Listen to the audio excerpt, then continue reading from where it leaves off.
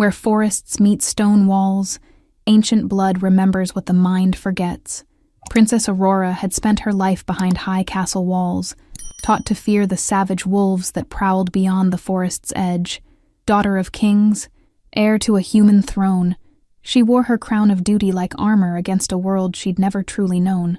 Yet in the quiet moments when moonlight streamed through her window, something wild stirred beneath her skin, an inexplicable longing that no royal teaching could silence. When the Alpha King Kaelin breached her father's walls, his golden eyes found hers across a burning throne room, and Aurora felt a terrible recognition, not of an enemy, but of something far more dangerous. Something that called to parts of herself she had been taught to deny. Now, as his captive, she discovers the most frightening prison isn't stone and guards, but the secrets woven into her very blood, secrets that could bridge two warring worlds or destroy them both.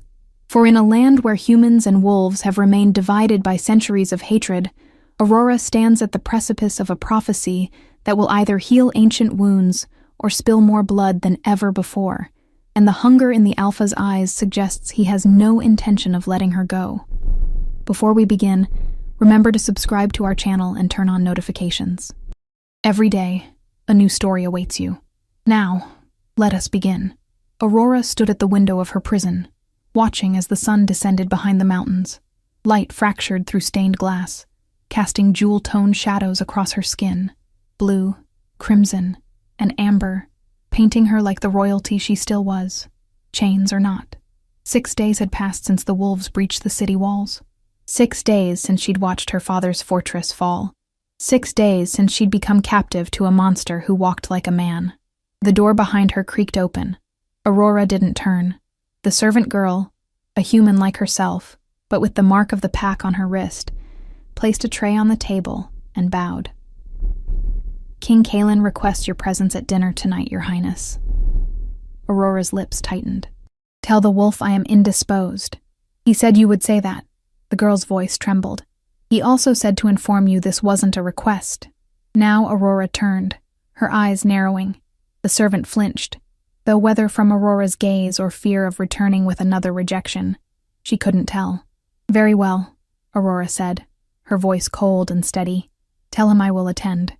The girl bobbed another quick bow and scurried out, leaving Aurora alone with a gown laid out on her bed, deep crimson silk with gold embroidery, wolf colors. The audacity of it made her blood simmer.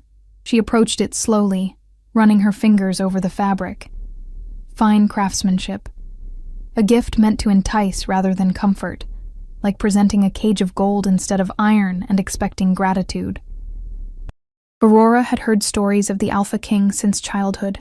Kaelin the Conqueror, Kaelin the Merciless, a savage beast who'd united the warring wolf packs and turned his golden eyes toward the human kingdoms. Her father had doubled the city guards, tripled the night watch, all while assuring her the walls would hold. The walls hadn't held. She'd seen him only once after the battle, standing in the throne room, his massive frame silhouetted by flames as the banners of her house burned, blood on his hands, on his sword, but his eyes, those strange golden eyes, had found hers across the chaos with an intensity that had stolen her breath. Not rage, not triumph, but something else entirely. Recognition. Aurora shivered, then squared her shoulders. She would wear the gown, and she would not break. That's what he was waiting for her to crumble, to beg, to become another conquest. The corridor outside her chamber was lined with guards, not human sentries in her family's silver and blue, but wolves in crimson and gold. Aurora kept her chin high as they escorted her through the palace she'd grown up in, now transformed by new banners, new scents, new masters. The great hall, once bright with conversation and music, had become a different kingdom altogether. Long tables stretched beneath beams of ancient oak, laden with food. Wolves in human form filled the seats, laughing, arguing, some still wearing pieces of armor as if they'd only just returned from battle. The scent of meat and wine and something distinctly wild filled the air. They fell silent as she entered.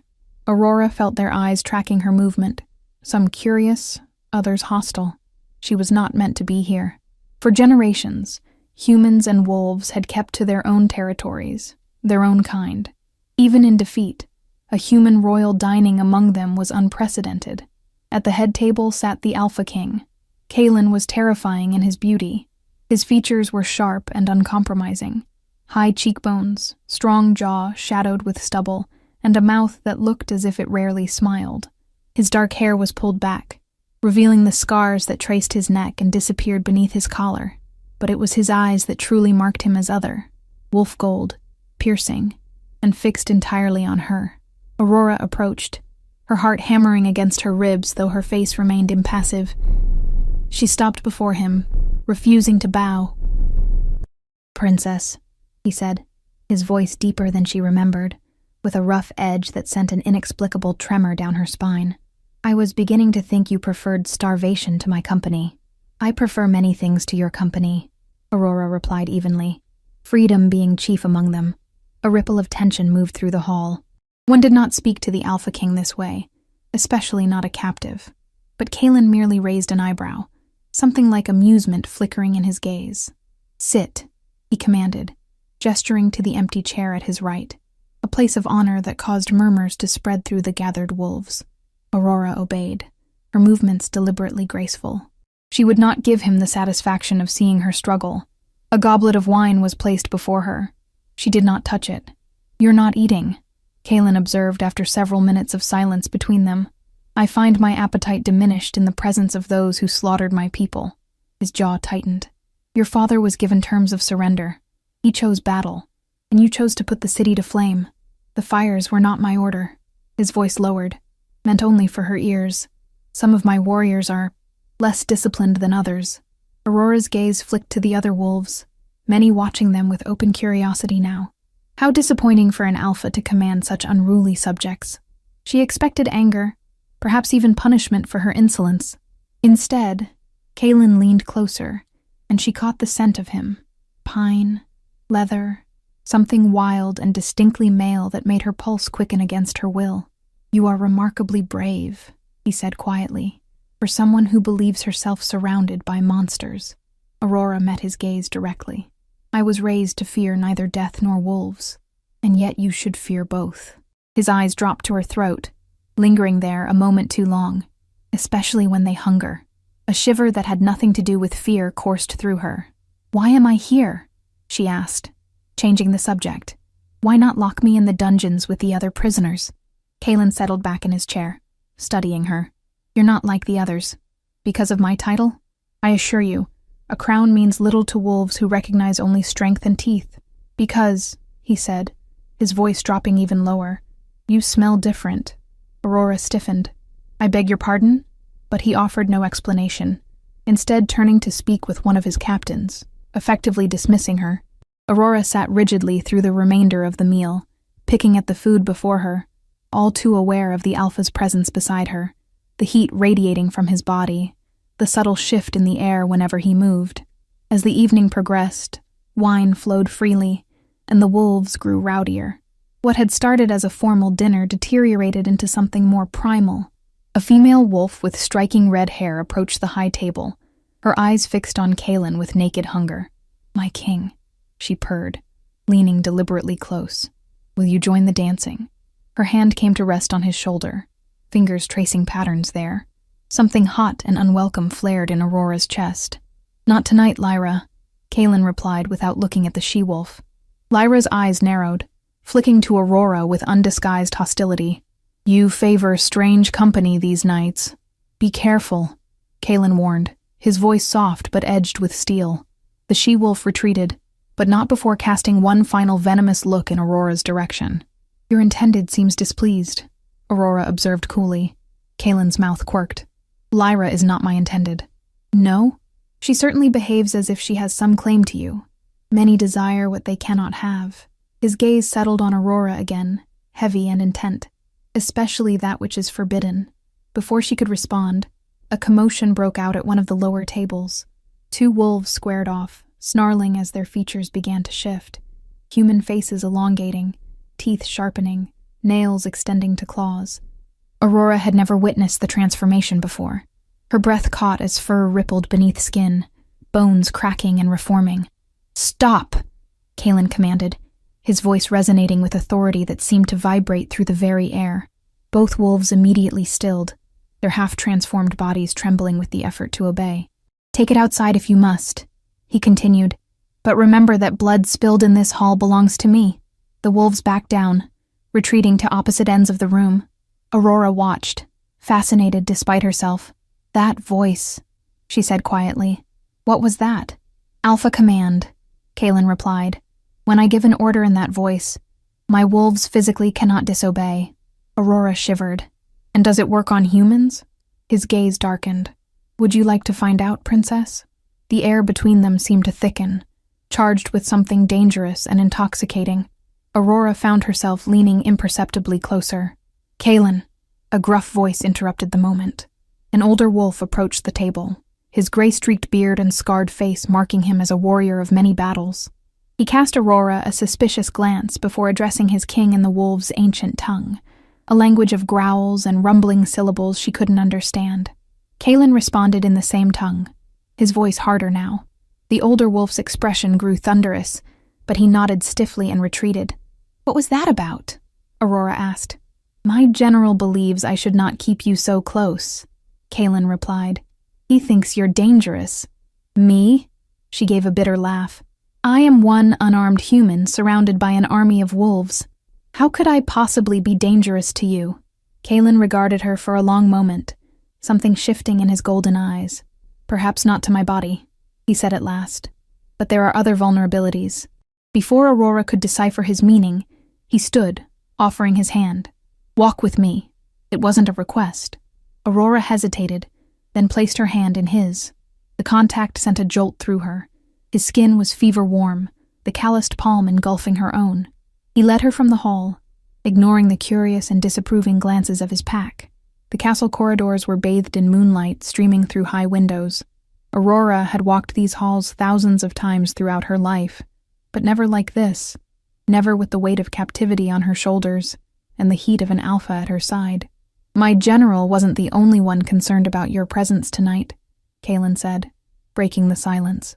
"Many wonder why you've been given the freedom of the castle rather than a cell beneath it. I've wondered the same." He stopped, turning to face her. In the moonlight, his features were cast in silver and shadow, the gold of his eyes nearly luminous. "When we took the city," he said slowly, "I followed your scent through the palace. I knew what you were before I ever saw you." Aurora frowned.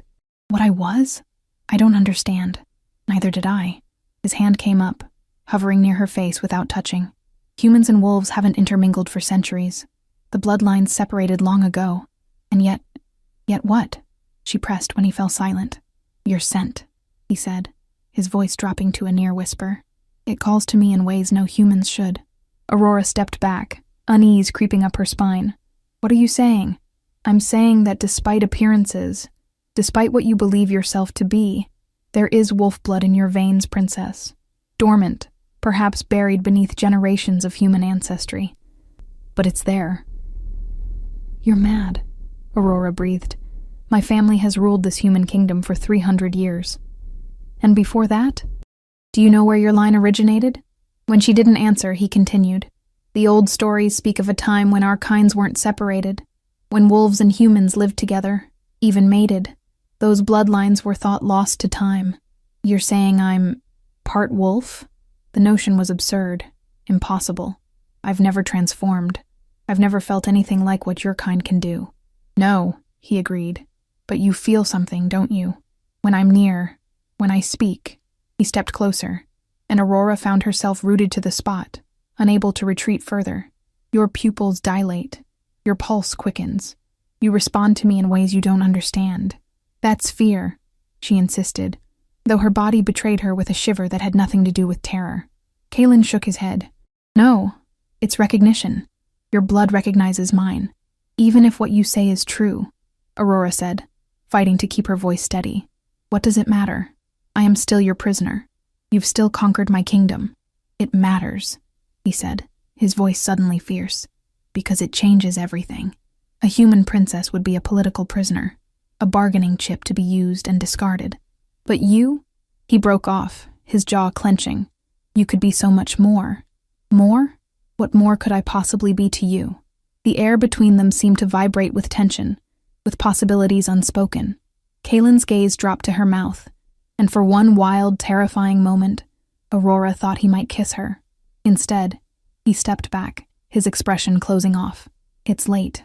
I'll have the guards escort you back to your chambers. Aurora stood frozen, her heart pounding erratically. You haven't answered my question. No, he agreed, already turning away. I haven't. She watched him stride down the corridor, his broad shoulders rigid with some internal struggle she couldn't begin to comprehend. Only when he'd disappeared from view did Aurora release the breath she'd been holding, her hand coming up to press against her thundering heart, wolf blood in her veins. It couldn't be true. And yet, hadn't there always been something different about her? The way she could sense emotions in a room, the way her instincts sometimes guided her with uncanny precision, the way the full moon made her restless, driving her to the castle walls to stare at the forests beyond. The guards appeared at the end of the hall, ready to escort her back to her quarters. As they walked, Aurora couldn't shake the feeling that her entire world had shifted beneath her feet. She was no longer just a captive princess. She was something else, something undefined, caught between two worlds that had been at war for centuries. And the Alpha King knew it. Back in her chambers, Aurora stood at the window once more, staring out at the night sky. The moon hung full and heavy above the forest, calling to something deep within her that she'd never fully acknowledged. Who am I? She whispered to the empty room. What am I? Only the silence answered, but somewhere in the distance a wolf howled, long and mournful, and somehow like a question waiting to be answered. And against all reason, Aurora felt the urge to howl back. 3 days passed with no summons from the Alpha King. Aurora paced her chambers like a caged animal, her mind consumed by Kaylin's impossible claim. Wolf blood. The very notion was preposterous. And yet, she couldn't dismiss it entirely. Standing before the polished silver mirror, Aurora studied her reflection, searching for any sign of the beast supposedly lurking in her bloodline.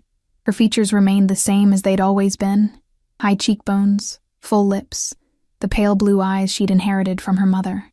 Nothing feral, nothing wild, just the face of a human princess. But what if Kaylin spoke the truth? What if centuries ago, her ancestors had mingled their blood with wolves? A knock interrupted her thoughts.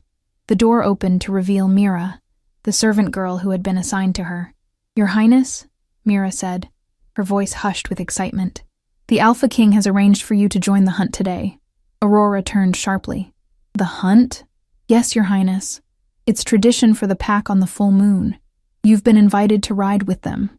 Mira placed a bundle of clothing on the bed. He sent these for you.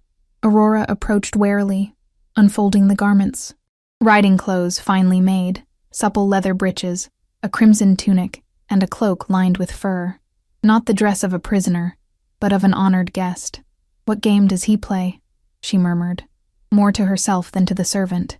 Mira hesitated. If I may speak freely, Your Highness. Aurora nodded, curious. The pack speaks of little else but your attendance at dinner. Some say... Mira lowered her voice further. Some say the Alpha has taken an interest in you beyond political necessity. An interest? Yes. The way he watches you, the place he gave you at his table. Mira's eyes darted nervously to the door. Lady Lyra was most displeased. Aurora recalled the she-wolf's possessive manner. She has some claim to him. She believes she does. Her father is Ranulf, the general you met. He has long hoped to unite their bloodlines. Interesting. Aurora considered this new information. Political alliances existed among wolves, just as they did among humans. And she, a human princess with alleged wolf blood, had disrupted those plans. Help me dress, she said finally. It seems I have a hunt to attend. The courtyard bustled with activity when Aurora emerged. Wolves in both human and animal form moved with purpose, preparing mounts and weapons. The excitement in the air was palpable, a current of anticipation that raised the hairs on her arms. And there, amidst the chaos, stood Kaylin. The sight of him stole her breath. He was dressed for the hunt in leathers and furs, a sword strapped to his hip, looking every inch the warrior king. The morning sunlight caught in his dark hair, giving it an almost blue-black sheen.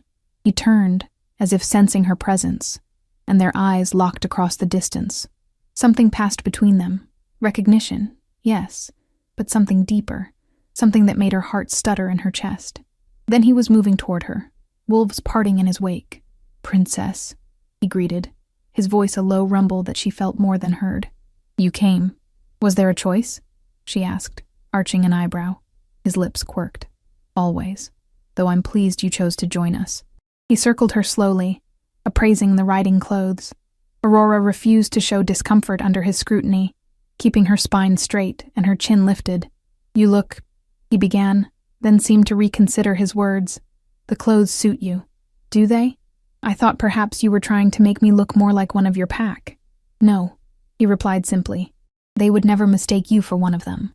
Before Aurora could determine if this was meant as insult or compliment, Kaelin gestured to a sleek black mare being led toward them.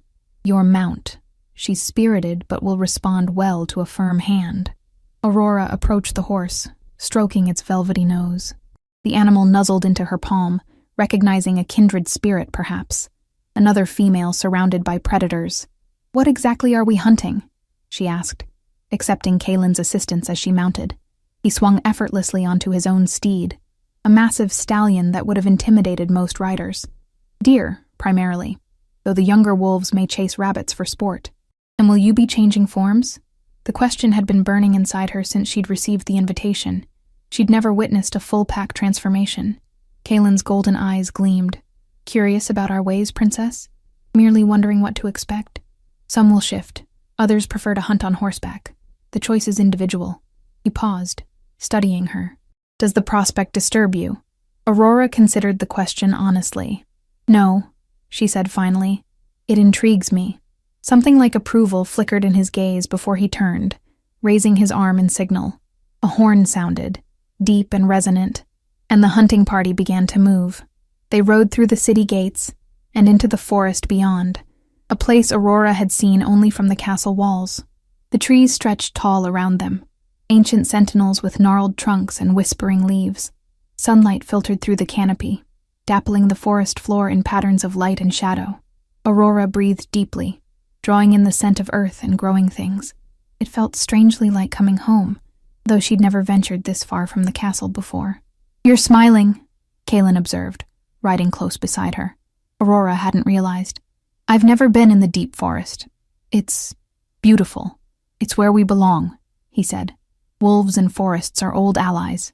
Yet you choose to occupy a stone castle. For now." His expression grew thoughtful. "There was a time when our kinds lived differently, more harmoniously with the land. Perhaps those days will come again. After you've conquered all the human kingdoms?" she asked, unable to keep the edge from her voice. Kaelin's jaw tightened. "Your father wasn't the first human king to attempt to hunt wolves to extinction. We fought for survival. Nothing more." Aurora fell silent, considering this perspective. The stories she'd been raised with painted wolves as the aggressors, but history was always written by those in power. The hunting party spread out as they moved deeper into the forest. Some wolves dismounted, stripping off clothing before shifting into their animal forms. Aurora watched, mesmerized, as human bodies contorted and fur rippled into existence. There was pain in the transformation. She could see it in their expressions, but also a kind of ecstasy, a release. The shifted wolves ran ahead, their powerful bodies moving with fluid grace through the underbrush. Aurora found herself envying their freedom, their connection to the wild. "Does it hurt?" she asked quietly. "The change." "Yes," Kaelin replied, watching his pack with evident pride. "But it's a necessary pain, like the breaking of a dam. Fighting the shift hurts worse than surrendering to it. Have you always been able to control it?" He glanced at her. "No. As pups, the shift can be triggered by strong emotions. Fear, anger, pain. It takes years to master control." Aurora tried to imagine a child undergoing such a transformation, their small bodies breaking and reforming. That sounds terrifying. It can be, which is why pack is essential. No wolf raises their young alone. His voice softened. The first shift is always witnessed by family, guided by those who understand. There was something in his tone, a shadow of old pain perhaps, that made Aurora wonder about his own first transformation. Had he been surrounded by family? Or had he faced that moment of change alone?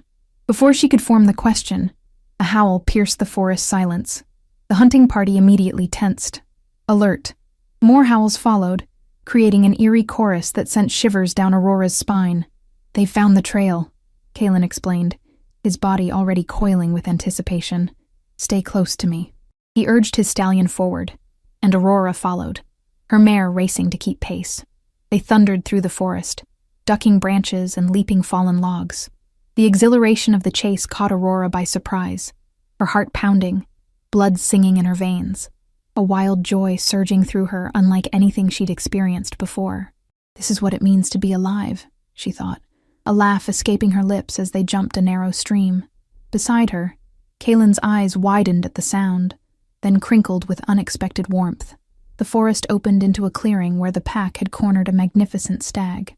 The animal stood proudly, antlers lowered in defense as wolves circled it. Aurora reined in her mare, suddenly conflicted. The stag was beautiful, dignified even in its fear. "They won't attack without command," Kaylin said, noting her expression. "This is more than mere hunting for us. It's ritual, acknowledgement of what sustains us." As if on cue, the wolves backed away, creating a path. To Aurora's surprise, Kaylin dismounted, handing his reins to a nearby pack member. He approached the stag slowly, drawing a knife from his belt. "We honor your sacrifice," he said in the ancient tongue of wolves, the guttural words somehow comprehensible to Aurora, though she'd never learned them. "Your strength becomes our strength. Your spirit joins with ours." With movements almost too quick to follow, Kaylin lunged. The stag tried to dodge, but the alpha was faster. The blade found its mark at the animal's throat, a clean kill, merciful and swift. The stag collapsed, and Kaylin knelt beside it, placing a hand on its heaving flank as the life faded from its eyes. There was something sacred in the moment, a reverence that Aurora had not expected from creatures she'd been taught were savage. The wolves gathered around, some shifting back to human form, their naked bodies unashamed as they helped prepare the kill. When Kaylin rose, his hands were stained with blood. He approached Aurora, still mounted on her mare, and she fought the urge to retreat.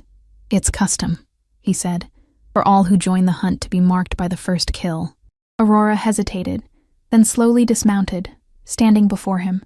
Kaylin dipped his fingers in the blood on his knife, then reached toward her face. "May I?" he asked, his voice gentler than she'd ever heard it. Aurora nodded, her breath catching as his fingertips touched her skin, drawing a line from forehead to chin. The blood was warm, the touch intimate in ways that made her pulse quicken. "Now you have participated in the ritual," he said softly. "You are part of this hunt." His eyes held hers, something unspoken passing between them. Aurora became acutely aware of how close they stood, of the warriors watching with expressions ranging from curiosity to outright hostility. The moment was broken by Ranulph's approach, his human form as imposing as his wolf had been. He spoke in rapid wolf tongue, gesturing toward the north with evident concern. Kaylin's expression darkened. "Humans," he said to Aurora, translating. "A hunting party has crossed our borders." "My people?" she asked, hope flaring in her chest. "Possibly. Or mercenaries." His jaw tightened. "Either way, they've violated the treaty boundary." "What treaty?" "You conquered our kingdom." "The treaty with the Eastern human kingdoms," he clarified. "Your father's allies." Aurora's hope grew stronger. If her father's allies had come, perhaps all was not lost. Perhaps she could still be rescued from captivity. Kaylin seemed to read her thoughts. "Do not mistake their presence for salvation, Princess. If they've come for you, they've chosen a path that can only end in bloodshed. You would kill them for attempting to free me? I would kill them for trespassing on wolf territory with weapons," he corrected, his voice hardening, "as they would kill any wolf who ventured onto their lands." He turned to Ranulph, issuing orders. The pack began to move with practiced efficiency, some shifting to wolf form, others gathering weapons. "Stay with the hunting party," Kaylin instructed Aurora. "Damien will see you safely back to the castle." A young warrior stepped forward, nodding respectfully. "No," Aurora said firmly. "I'm coming with you." Kaylin's eyebrows rose. "This could be dangerous." "If these are my father's allies, I should be there.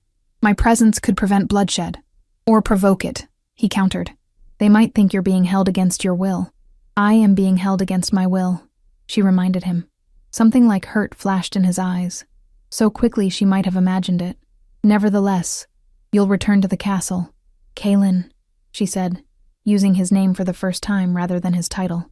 The familiarity seemed to surprise them both. "Please," Let me help prevent more death." He studied her face, conflict evident in his expression. Finally, he nodded. "Very well, but you stay beside me at all times. If I give an order, you obey without question. Understood?" Aurora nodded, relief flooding through her. She remounted her mare, following as Kaelin led the pack northward at a brisk pace. The forest grew denser, the trees pressing closer together, their branches blocking much of the sunlight. "These woods mark the border between your father's kingdom and the eastern realms," Kaelin explained as they rode. "The treaty line runs along the river ahead." Aurora had heard of the river, but had never seen it. The boundary had been established generations ago, after the last great war between wolves and humans. For centuries, neither side had dared cross it. Until now, they reached the riverbank, a wide expanse of rushing water that cut through the forest like a silver ribbon. On the opposite shore stood a group of armed men, 20, perhaps 30 strong. Their armor gleamed in the dappled sunlight, and their banner. Aurora's heart sank. Not her father's banner, but that of Lord Tarek, a minor noble from the Eastern Kingdoms, a man known more for mercenary work than loyalty to any crown. "Those aren't allies," she said quietly to Kaelin. "They're sellswords." Kaelin nodded grimly. "I suspected as much. The question is who hired them?" Before Aurora could respond, Tarek himself rode to the water's edge, his weathered face twisted in a sneer. "Wolf King," he called across the water. "We come for the princess." Kaelin moved his stallion forward, positioning himself slightly in front of Aurora. "You trespass on wolf territory, human. Turn back now, and I might let you live." Tarek laughed, a harsh, grating sound. "Bold words from a beast. We have crossbows trained on you as we speak." He gestured, and Aurora saw archers positioned in the trees on their side of the river. They had already crossed. "An ambush," she whispered. Kaelin's body tensed, but his voice remained steady. "Who sent you, mercenary?" "Someone who pays well for wolf pelts," Tarek replied with a cruel smile. "And even better for royal hostages." Aurora frowned. If they weren't sent by her father or his allies, who would want her captured? And why hire mercenaries to attack wolves rather than negotiate? Tarek's eyes found hers. "Princess Aurora, you will come with us now. These animals have held you captive long enough." She felt the pack bristling around her, heard low growls from those in wolf form. Kaelin remained eerily still, but she could sense the rage building within him. "And if I refuse?" Aurora called back, her voice clear and strong. Tarek's expression hardened. "Then you will watch these beasts die before we take you anyway." A signal passed between the mercenary leader and his men. Aurora saw the archers drawing back their bows, taking aim at the wolves around her. "Kaelin," she warned. But the alpha was already moving. With a roar that shook the very trees, he gave the command to attack. Wolves surged forward, some leaping directly into the river toward the men on the opposite bank, others turning to face the hidden archers. The first crossbow bolt flew, missing Kaelin by inches and embedding itself in a tree. More followed, and the air filled with the sounds of battle. Snarls, screams, the clash of steel against claws. Aurora's mare reared in panic. She fought to control the animal, acutely aware of her vulnerability in the midst of combat. A wolf fell nearby, a bolt protruding from its shoulder, and then another. Through the chaos, she saw Kaelin shift. His human form surrendered in a blur of motion as he became the largest wolf she had ever seen, black as midnight, with eyes that burned like molten gold. He tore through the mercenaries with terrifying efficiency, jaws closing around throats, powerful limbs sending men flying. An archer appeared from behind a nearby tree, taking aim at the alpha's exposed flank. Without thinking, Aurora spurred her mare forward, crashing into the man just as he released his bolt. The shot went wild, and the mercenary tumbled to the ground. Before he could recover, a gray wolf pounced, finishing him with a single bite to the neck. Aurora wheeled her horse around, searching for Kaelin among the melee. She found him at the river's edge, locked in combat with Tarek himself. The mercenary leader wielded a silver sword, the metal wolves feared most, slashing desperately as the massive black wolf circled him. Tarek lunged, the blade catching Kaelin across the shoulder. The alpha yelped in pain, the silver burning like acid where it touched him. "No!" Aurora cried, urging her mare toward them. Tarek turned at the sound, his face contorting with rage when he saw her. "Traitor," he spat. "Siding with beasts against your own kind." He abandoned his fight with Kaelin, charging toward her with his sword raised. Aurora's mare shied away, nearly unseating her. She clung desperately to the saddle as the horse bolted along the riverbank. Tarek gave chase, but not for long. The black wolf recovered quickly, launching himself at the mercenary's back and bearing him to the ground. There was a sickening crunch as powerful jaws closed around the man's neck, and then stillness. The battle was ending as quickly as it had begun. The mercenaries, facing the full fury of a wolf pack led by their alpha, were retreating across the river, leaving their dead behind. Those who had crossed to set the ambush were slaughtered to a man. Aurora finally managed to calm her mare, bringing the animal to a halt at a safe distance from the carnage. The pack was regrouping, some shifting back to human form to tend the wounded, others securing the perimeter against further attacks. And then Kaelin was there, shifting back to his human form in a fluid motion that left him naked and magnificent before her. Blood, his and others, streaked his skin, but it was the silver burn on his shoulder that drew her eye. The wound was ugly, the flesh around it blackened and smoking slightly. "You're hurt," she said, dismounting quickly. "It will heal." He glanced at the dead mercenary leader, his expression grim. Those silver wounds heal slower. Aurora approached cautiously, her eyes drawn to the injury. "Let me see." Kaelin regarded her with surprise, but did not object as she examined the wound. The silver had burned deep, leaving a wound that would certainly scar, even with a wolf's accelerated healing.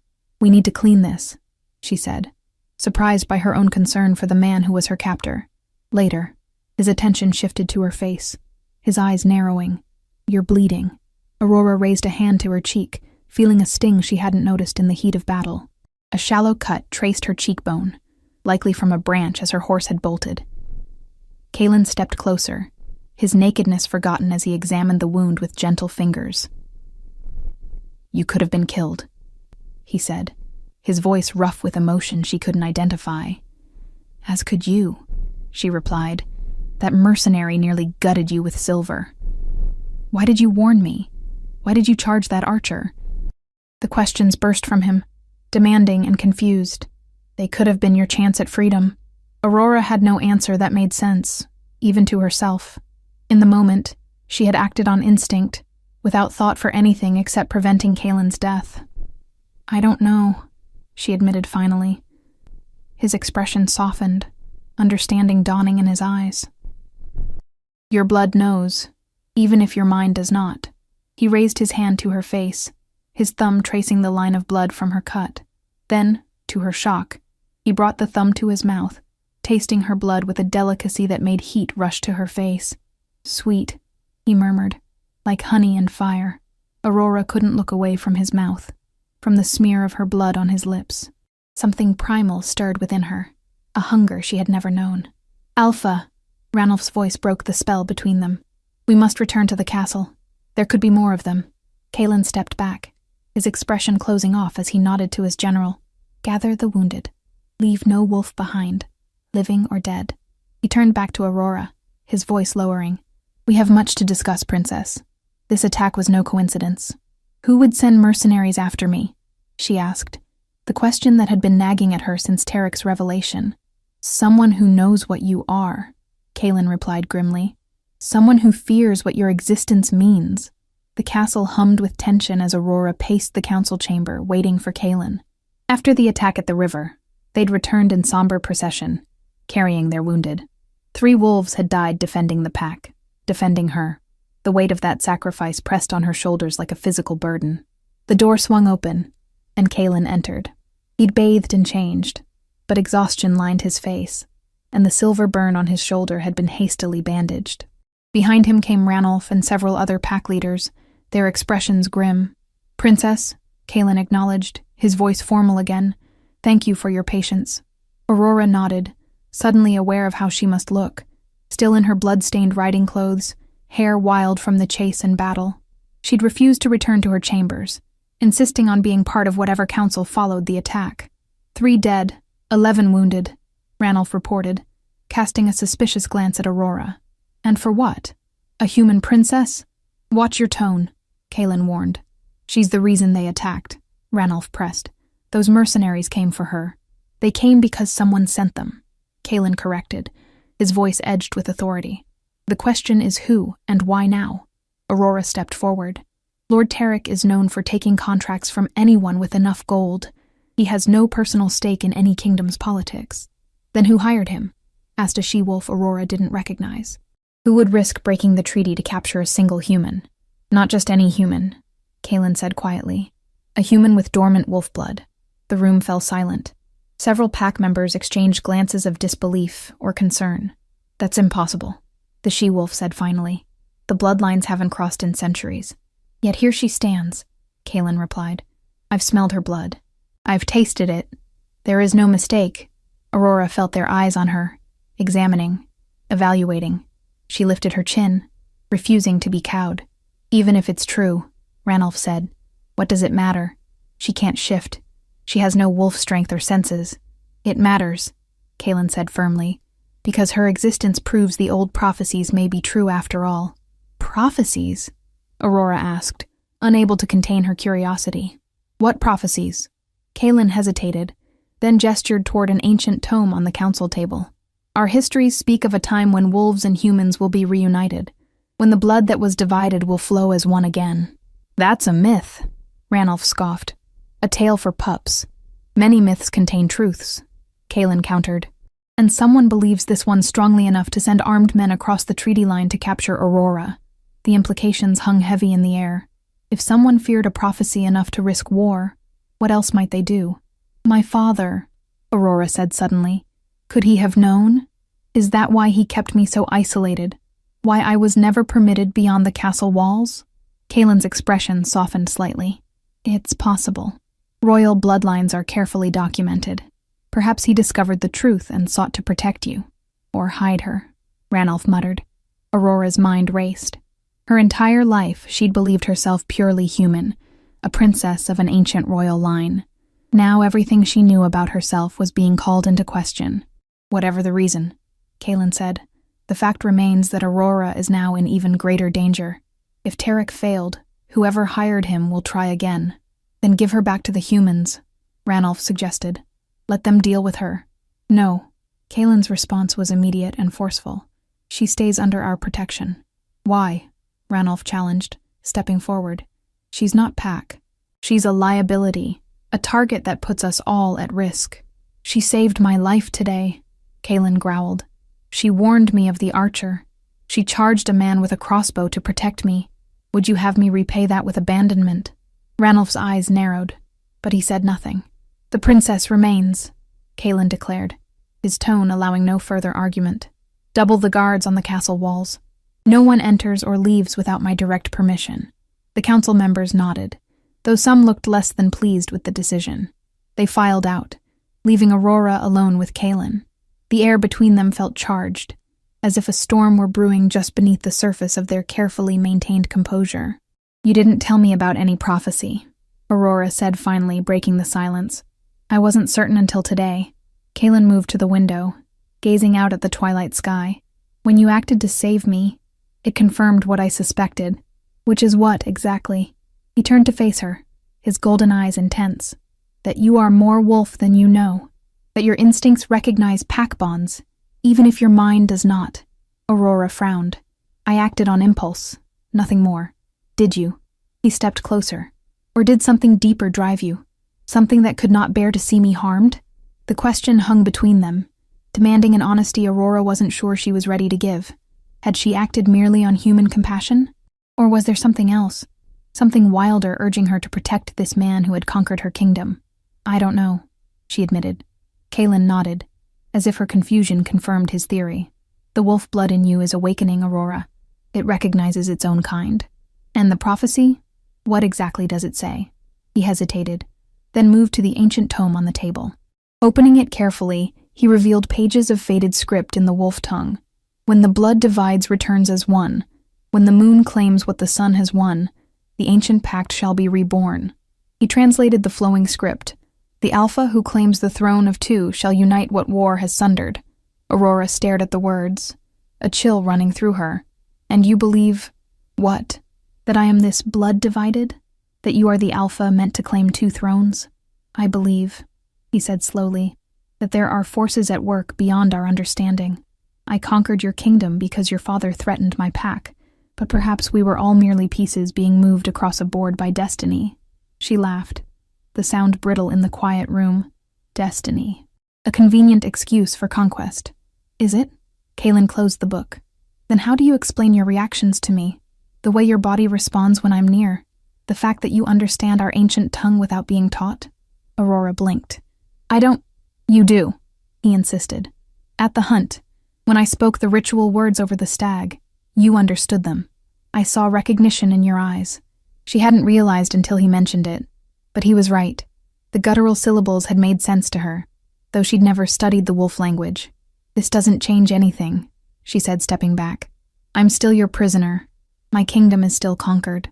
It changes everything, Kaelin countered, his voice dropping to a near whisper. It means you belong here, Aurora. With us. With me. The intensity in his eyes made her breath catch. There was hunger there, yes, but also something else. A longing. A hope that seemed almost vulnerable. I belong with my people, she insisted, though the words felt hollow even to her own ears. Your people, he echoed. Which ones, Aurora? The humans who would hide your true nature, or the wolves who would embrace it? Before she could answer, a commotion erupted in the corridor outside. The door burst open, and Mira rushed in, her face pale with fear. Your Majesty, she gasped. Riders approaching from the east.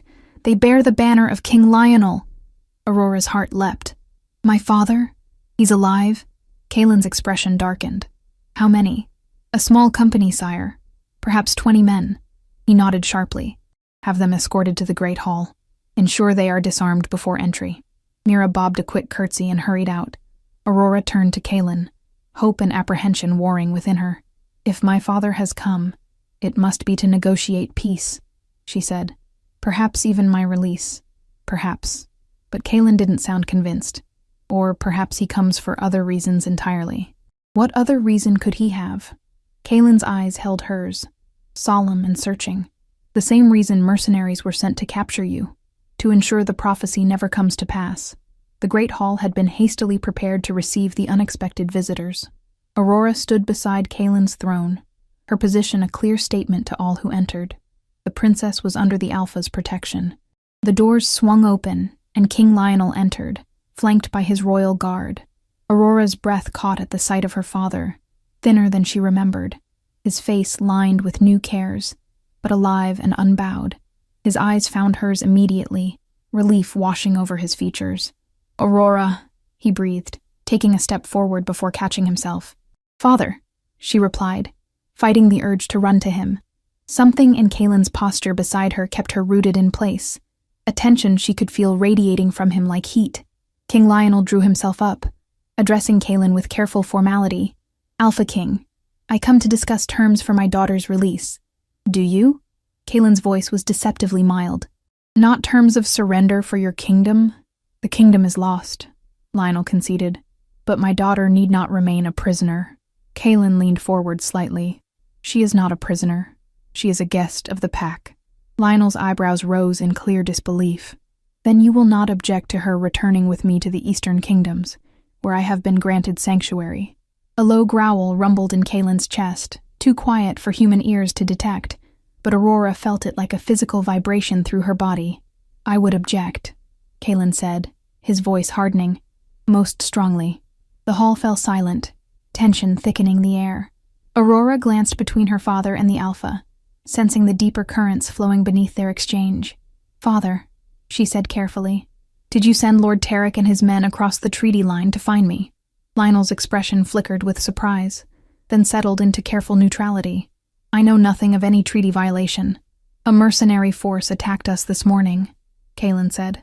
Their leader claimed they were sent to capture Aurora. Not by me, Lionel insisted, though something in his eyes, a flicker of unease, made Aurora doubt him. Then who? She pressed. Who would risk breaking the treaty? Who would know to find me with the wolves?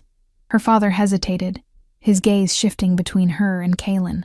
Aurora, there are matters you don't understand. I understand more than you think, she interrupted. I know about the wolf blood in our line. I know about the prophecy. Lionel paled visibly, confirming her suspicions. Who told you this nonsense? Is it nonsense, father? Or is it the reason you kept me isolated all these years? Why I was never allowed beyond the castle walls? Why every suitor who sought my hand mysteriously lost interest after meeting with you? The king's silence was answer enough. Aurora felt a strange mixture of vindication and betrayal wash over her. You knew, she whispered. All this time, you knew what I was. I knew what you could become, Lionel said, his voice low and urgent. I sought to protect you from it. Protect her?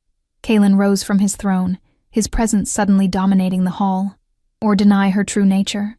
Lionel's face hardened. You know nothing of what you speak, Wolf. The prophecy brings nothing but destruction. History has proven it time and again. What history? Aurora demanded. Tell me the truth, Father. All of it. The king's shoulders sagged slightly, as if a great weight had settled upon them. The prophecy has surfaced before Aurora. 3 times in recorded history, a human of royal blood has been discovered with the wolf ancestor. Each time, war followed. Thousands died. The balance between our kinds was nearly destroyed. Because humans feared what they did not understand, Kaelin countered. Because they sought to eliminate any threat to their dominance. Because wolves sought to use these hybrids to claim human kingdoms, Lionel shot back. To subjugate those they deemed lesser. Aurora looked between them, pieces falling into place. That's why you came, she said to her father. Not to rescue me, but to ensure I could never fulfill the prophecy. Pain crossed Lionel's features. Aurora, please. I love you more than anything in this world. Everything I've done has been to protect you. By denying me knowledge of who I truly am? By keeping me imprisoned in ignorance? Her voice rose with each question. Was there ever to be a husband for me, Father? Or was I always destined for a life of isolation, lest my wolf blood awaken? There was a plan, Lionel admitted reluctantly. A herb, administered since childhood, to suppress the wolf traits. It has worked for generations in our line. Aurora gasped, memories flooding back. The bitter tea her nursemaid had insisted she drink each morning and night, the strange ritual baths infused with herbs that left her feeling oddly muted and calm. You drugged me, she whispered, horrified. My entire life you've been poisoning me to keep the wolf dormant. To keep you safe, Lionel insisted. The wolf blood brings nothing but suffering, Aurora. Those with it are caught between worlds, belonging nowhere, hunted by both sides. Until now. Kaelin's voice cut through the tension like a blade. He stepped forward, positioning himself slightly between Aurora and her father. The prophecy speaks not of destruction, but of union, of healing what was broken centuries ago. Pretty words, Lionel scoffed, and yet your first act was to conquer by force. My first act was to defend my pack against extinction, Kaelin corrected. My second. He turned to Aurora, his golden eyes softening as they met hers. My second is to offer choice where there has been none. Aurora's breath caught at the intensity in his gaze. What choice? To embrace all that you are, Kaelin said simply. To stop fighting the wolf within you. To take your place among us. Not as captive, but as equal. The offer hung in the air between them, fraught with implications she could barely comprehend. To acknowledge the wolf blood, to perhaps even awaken it fully, it would mean abandoning everything she had known, everything she had been raised to be. Aurora, her father pleaded, don't listen to him. Come with me. We can find safety in the eastern kingdoms, far from wolves and prophecies. Safety, she repeated, the word suddenly hollow. Is that what my life has been, Father? Safe? Or merely controlled? Lionel's expression crumpled. I only wanted to spare you pain. By denying me truth? By drugging me into compliance? The anger she had held at bay surged forward. What would have happened when you died, Father? Would I have lived my entire life never knowing why I felt different? Why I dreamed of forests I'd never seen? Why the full moon called to me even through stone walls? She stepped away from both men, creating a space for herself between them. All my life, I've been told what I am, what I should be. Princess, daughter, human. Never once was I given the chance to discover the truth for myself. And now? Kaelin asked quietly. Aurora took a deep breath, feeling something unfurl within her, something wild and ancient that had been sleeping far too long. Now I choose, she said firmly. The full moon rose over the castle, bathing the courtyard in silver light. The pack had gathered, forming a circle around Aurora, who stood alone in the center. She had exchanged her royal gown for simpler attire, a loose tunic and leggings that would allow for movement, or transformation. Kaelin stepped into the circle, his powerful presence commanding immediate silence. He wore only loose trousers, his chest bare in the moonlight, the silver scar on his shoulder gleaming like a badge of honor. "Tonight," he addressed the assembled wolves, "we witness something not seen in centuries, the awakening of wolf blood long dormant." Murmurs rippled through the crowd. Aurora caught glimpses of doubt on some faces, curiosity on others. Her father stood at the edge of the circle, heavily guarded but permitted to watch, a concession Kaelin had granted at her request. "The process is not without risk," Kaelin continued, his eyes finding hers. "The transformation may not come easily after generations of suppression. There will be pain." Aurora nodded. She had been warned, had spent hours discussing what might happen with the pack's eldest members. The herbs her father had used had weakened the wolf blood, but not destroyed it. With the right catalyst, it might still respond. "Are you certain?" Kaelin asked her quietly, stepping closer. "Once begun, there is no turning back." "I'm certain," she replied, her voice steady despite the fear fluttering in her chest. "I want to know all of who I am, not just the parts others deemed acceptable." He studied her face for a long moment, then nodded. "Then we begin." From a leather pouch at his waist, he withdrew a small object that gleamed in the moonlight, a curved fang, yellowed with age. "The tooth of the first alpha," he explained, "said to hold the essence of our kind." With ceremonial slowness, he drew the ancient fang across his palm, opening a shallow cut. Blood welled, dark against his skin. "Blood calls to blood," he intoned, the words in the ancient wolf tongue that Aurora now understood clearly. "What was divided seeks to be whole." He held out his bleeding palm to her. Aurora hesitated only briefly before placing her own hand in his, their blood mingling. A strange warmth spread up her arm from the point of contact, racing through her veins like liquid fire. "Now," Kaelin said, his voice deepening to the alpha command. "Awaken." The effect was immediate and overwhelming. Aurora gasped as pain lanced through her, her bones seeming to liquefy and reform beneath her skin. She fell to her knees, still clutching Kaelin's hand, her body convulsing with the first stages of transformation. "Fight through it," he urged, kneeling beside her. "Don't resist the change." Aurora tried to respond, but her voice emerged as a strangled howl. Her senses heightened abruptly. The scent of the pack around her, the sound of their heartbeats, the taste of Kaelin's blood on her tongue, all impossibly vivid and overwhelming. "She's shifting," someone whispered in awe. Through the haze of pain, Aurora felt fur rippling beneath her skin, pushing outward. Her fingers contracted, nails extending into claws. Her spine arched unnaturally as her body fought to assume a new form. "Let go," Kaelin whispered, his free hand stroking her hair. "Surrender to it." With a final wrenching spasm, Aurora surrendered. The world exploded into sensation as her human form gave way, replaced by something new yet strangely familiar, as if she were finally wearing the skin she had been born for. She stood on 4 legs, her body covered in pale silver-white fur that gleamed in the moonlight. Around her, the pack stared in wonder and reverence. Some dropped to their knees, others shifted into wolf form, howling their welcome to the night sky. Aurora tested her new body, feeling strength and speed she had never known. Her senses were razor-sharp, the world around her transformed into a tapestry of scent and sound and movement. She turned to see her father watching, tears streaming down his face. Grief or wonder, she couldn't tell. Then Kaelin shifted, his massive black wolf form padding toward her. He circled her slowly, his golden eyes holding hers, before touching his muzzle to hers in a gesture of acceptance and something deeper. "Mine," his scent seemed to say. "My equal. My mate." Aurora felt the rightness of it deep in her newly awakened wolf soul. This was where she belonged. Not as captive, not as prize, but as partner to the alpha who had seen her true nature when all others had denied it. Together, they raised their heads and howled, a sound of completion, of prophecy fulfilled. Around them, the pack joined in, their voices rising to the moon in celebration of what had been found and what would come. The blood divided had returned as one. The ancient pact was reborn, and as the moon sailed high above them, the Alpha King and his white wolf queen ran together into the forest, two worlds united at last. If you enjoyed this story, a like or comment really helps.